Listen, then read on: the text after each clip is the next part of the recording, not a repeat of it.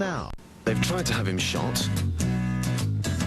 tried to have him drugged, poisoned his wetsuit, even put explosives in his cigar. But he's survived it all. They've tried to kill him in over 600 different ways, but his time still isn't up. Cuban dictator Fidel Castro's 80th birthday celebration is in full swing right now in Havana. But for much of his life, as you've just seen from that video clip, people have been trying to kill him. Carrie Leah is the producer of a documentary called 638 Ways to Kill Castro, and she joins us now from London. Good morning to you, or I should say good afternoon to you. Good morning. Good afternoon. Okay.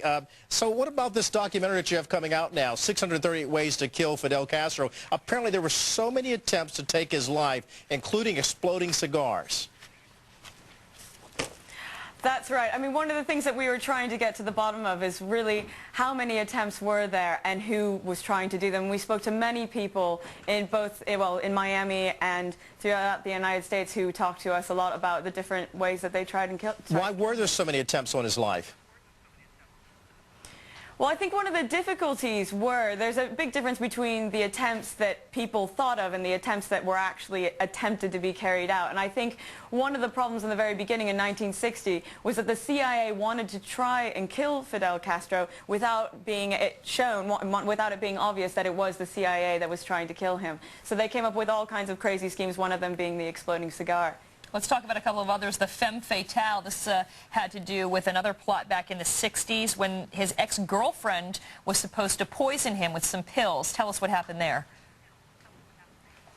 Well, as the story goes, Marita Lorenz was 19 when she met Fidel Castro in 1959, and after the affair had turned sour, she apparently went back to Havana, where she went to Fidel's hotel room and saw him, and tried to get the pills out of her cold cream jar, but they had disintegrated in the jar, and she threw them into the toilet. When she saw Fidel, she wasn't able to do it. He actually apparently handed her a gun and said, "You can try and kill me," and she couldn't do it, and he said, "Of course you can't. No one can." And of course we all know that Castro likes baseball, so there was even an attempt to try to use, or at least thought of, exploding softballs.